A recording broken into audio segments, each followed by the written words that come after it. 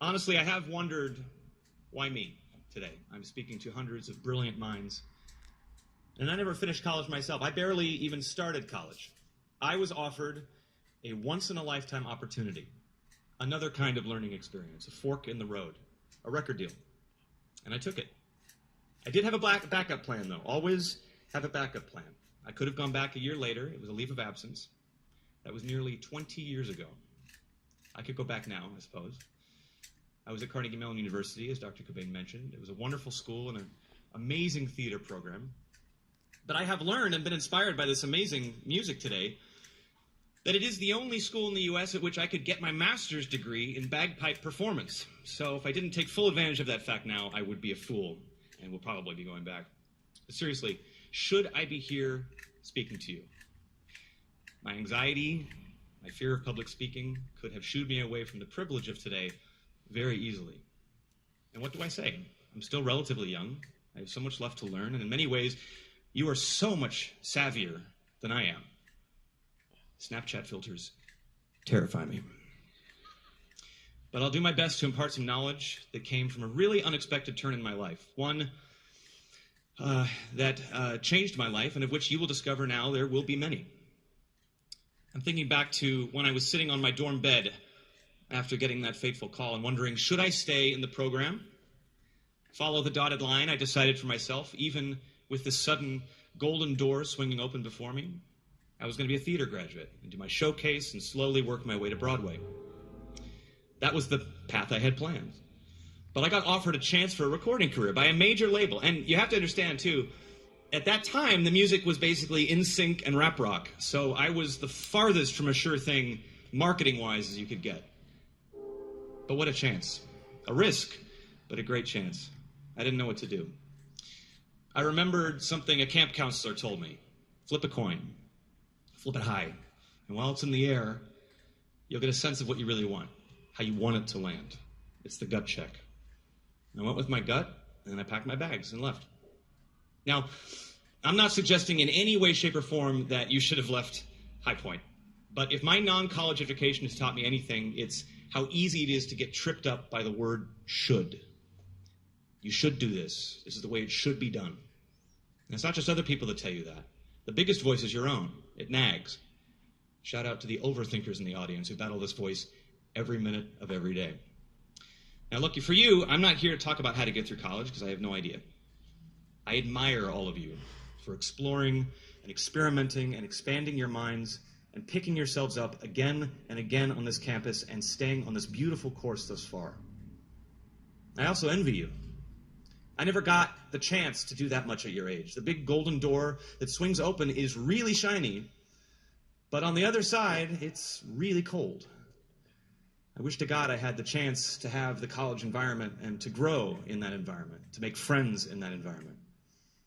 But I'm here to talk about what's outside that door and share some experiences I gathered after being pushed out of the nest when I could barely fly. But let me first start earlier than that. When I was a kid, I was terrified of singing. I was terrified of a lot of things, but the dark and singing were biggies. I knew I could do it, but I would close my door and I would sing in private. I would plug in my headphones and sing along to everything from Nirvana to show tunes, especially show tunes. But it was an audience of one. So in the 7th grade, I finally decided to join the school choir, and I stood all the way in the back, barely even seen. I was 13, but I was a young 13. You know who you are. Shout out to the late bloomers.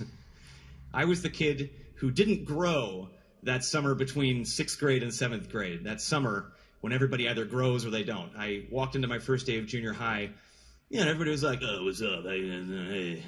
And I came in just waving, hi, everybody. Have a good summer. I was Mickey. And I was picked on.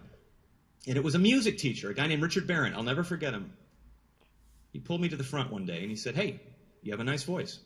Thank you very much. And he said, do you know how to scat sing? I said, well, I've heard my dad do it. You know, he does it around the house. It's okay.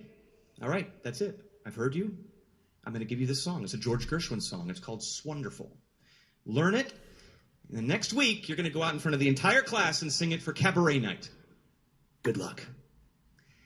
And I thought I was dead. Like, I thought that was wedgies for the rest of my school experience. Mortified. But I worked on it.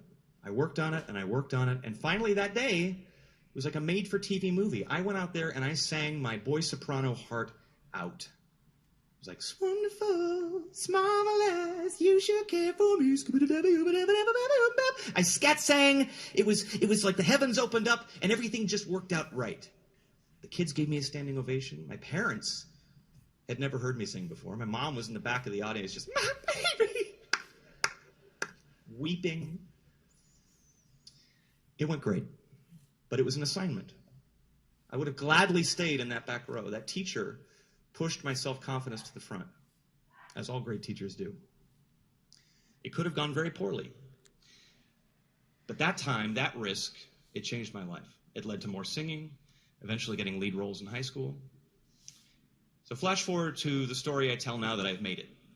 David Foster, one of the most influential music producers and writers in the world, heard me sing on a demo cassette. Yes, a cassette. I'm old.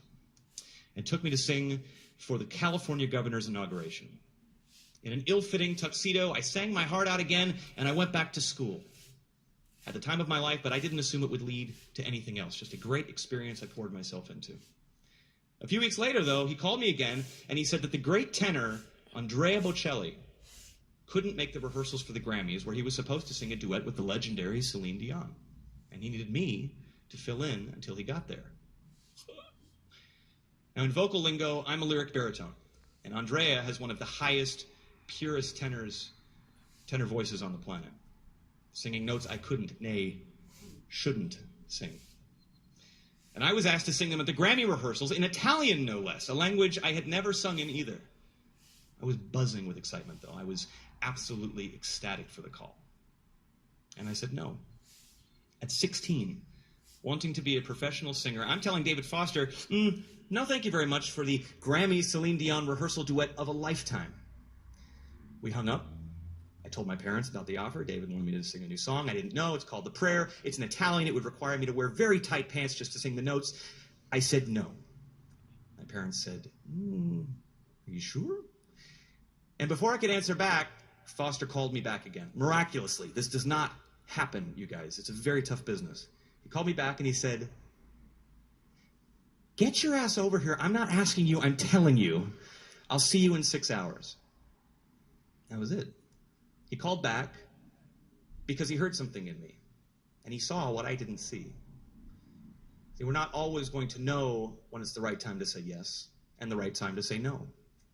Surround yourself with people who trust and get you, who get your demons and believe in you, not just in what you have to offer them. Keep them close. They literally have saved my life and career in more ways than they know. Bocelli made it for the telecast, thank God. Just in the nick of time. But I sang my heart out again at that rehearsal. It's on YouTube if you want to look it up. Please don't. I was absolutely terrified. And Celine could see it. And she's such an empath. And she saw that my hand was shaking. And she comes up next to me and she says, let's hold hands for this duet. And that meant so much to me. And it helped me break through my crazy nerves. Celine invited me to do that song with her on her own TV special. I recorded my own version of it on my debut album that wound up going 6 times platinum. And 10 years later, I sang The Prayer with Andrea on the actual Grammys. Life is so, so weird. Embrace that weirdness and go into it with the confidence that you have something to add to it that is uniquely you, even if you don't see it yourself yet. I want you to take a moment. As I mentioned earlier, you're all here because of your incredibly hard work and effort and beautiful minds, but you're also here because someone helped. It was mentioned in the speech earlier. But think of someone who did that for you. Anyone who along the way gave you that push, made you take stock, helped you find your path and your voice, or encouraged you to take a risk, that said the uncomfortable thing for your benefit.